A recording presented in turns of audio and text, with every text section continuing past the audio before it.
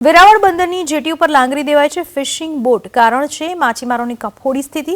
સામાન્ય રીતે ચોમાસામાં માછીમારો માછીમારી બંધ કરી વેરાવળ બંદર ઉપર પોતાની ફિશિંગ બોટ લાંગરતા હોય છે, પરંતુ હાલ તો સિઝન ચાલી રહી છે।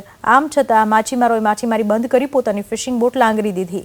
આવું કરવા પાછળનું કારણ છે માછીમારીના વ્યવસાયમાં નુકસાન જવું। બાબુભાઈ નામના માછીમારનું કહેવું છે કે માછીમારીના વ્યવસાયમાં સ્થિતિ ભયંકર બની છે, જેને લઈને તેમણે માછીમારી છોડીને રિક્ષા ચલાવવાનું શરૂ કર્યું। ન માત્ર બાબુભાઈ, અન્ય માછીમારોની પણ આવી જ સ્થિતિ છે। કેટલાકે શાકભાજી વેચવાનું શરૂ કર્યું। સમગ્ર મામલે વેરાવળ બોટ એસોસિએશનના પ્રમુખ તુલસીભાઈ ગોહિલનું કહેવું છે કે માછીમારોની સ્થિતિ દયનીય બની છે। બોટ લઈ દરિયો ખેડવા જાય ત્યારે લાખોનો ખર્ચ આવે છે, પરંતુ જ્યારે પાછા આવે ત્યારે પૂરતી માછલી પણ ન મળતા નુકસાન થઈ રહ્યું છે। દરિયામાં ગેરકાયદે લાઇન ફિશિંગ અને લાઇટ ફિશિંગના કારણે માછીમારો પાયમાલી તરફ ધકેલાઈ રહ્યા છે। ડીઝલના ભાવ વધારે છે। બોટમાં સવાર ટંડેલ અને ખલાસીના ભાવ પણ ખૂબ ઊંચા છે, જે બોટ માલિકોને પોસાય તેમ નથી। માછલીના ભાવ પણ પૂરતા ન મળતા માછીમારો અન્ય વ્યવસાય તરફ વળ્યા છે।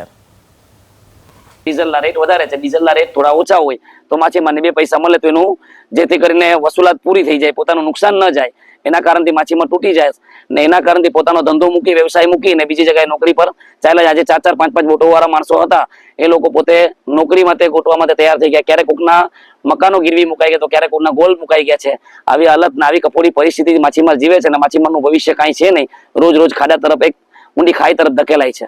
સરકાર શ્રી તરફથી જો આ જીએસટી ના અંદરમાં ડીઝલમાં સુધારો વધારો થાય, ઉપરાંત છેલ્લા 4-5 વર્ષની અંદરમાં માછીમારનો જે કેસ છે એમાં મેઇન પરિબળો લાઇટ ફિશિંગ, લાઇન ફિશિંગ, પેરા ફિશિંગ, જો એ લોકો પર ગવર્મેન્ટ કંઈક એવો કાયદો લઈ આવે અને એ લોકો બને તો અમારો જે મચ્છીનો જે જથ્થો છે એ મળી રહે, ડીઝલના અંદરમાં જીએસટી અંદરમાં લઈ લે તો એમાં થોડીક રાહત થાય તો આ ઉદ્યોગ ટકી શકશે। આજે માછીમારની પરિસ્થિતિ એવી છે કે વ્યાજે લઈ ઊંચી ઉધારા કરીને જ્યારે ફિશિંગ ચાલુ કરે છે પણ એમાં પહોંચી નથી શકાતું અને ગવર્મેન્ટનો કોઈ સહકાર સપોર્ટ કંઈ છે નહીં।